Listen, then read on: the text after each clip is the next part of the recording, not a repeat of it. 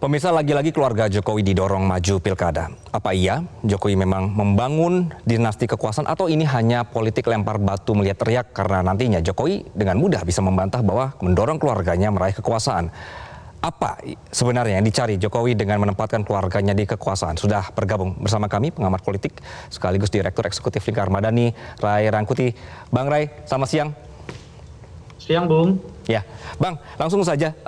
Kenapa harus milih dari internal keluarga Pak Jokowi? Apakah memang dari Gerindranya sendiri tidak punya calon yang kaderisasi, atau memang Abang sebenarnya ini hanya politik balas budi aja gitu? Saya kira ada pertautan soal antara pragmatisme politik dengan ya tadi yang disebut dengan politik balas budi gitu.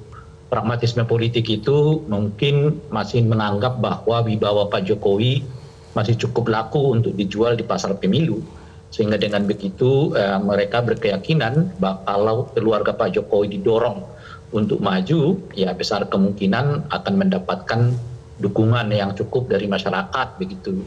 Karena untuk menaikkan popularitas, elektabilitas kan nggak begitu sulit lagi. Karena memang elektabilitas dan popularitasnya sudah tersangkut dengan sendirinya ke bawah nama besar Pak Jokowi sendiri gitu ya.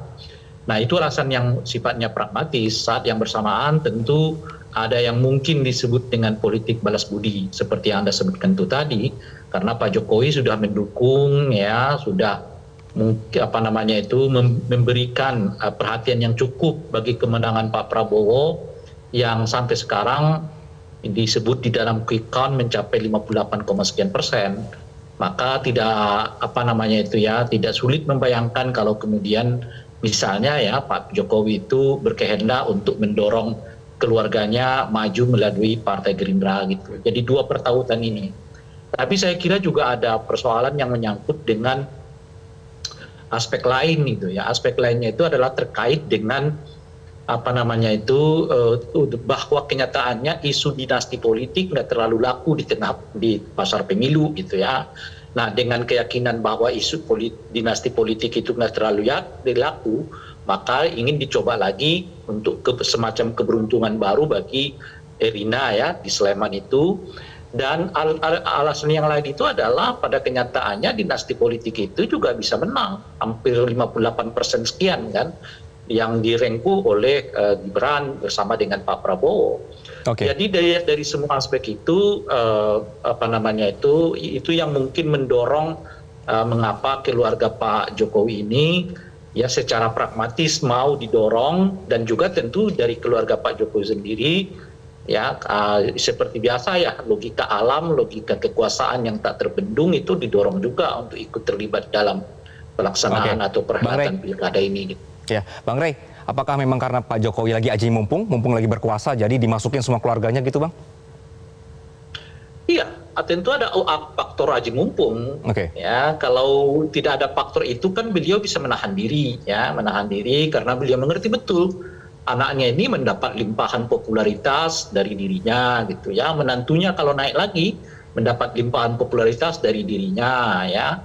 Jadi sebetulnya itu bukan murni datang dari anaknya sendiri atau menantunya sendiri, tapi lebih banyak karena ditopang oleh popularitas yang diambil dari dirinya gitu.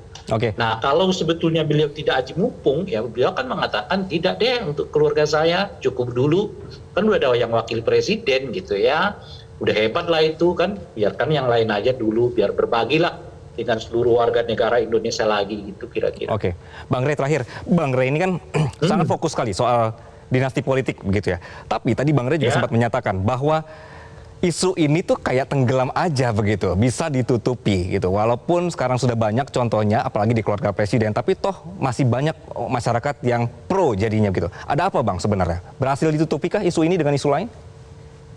Iya, memang harus diakui bahwa dinasti politik ini cukup akrab di kalangan masyarakat. Dan ini bukan Pak Jokowi saja kan sebetulnya mempraktekkannya ya.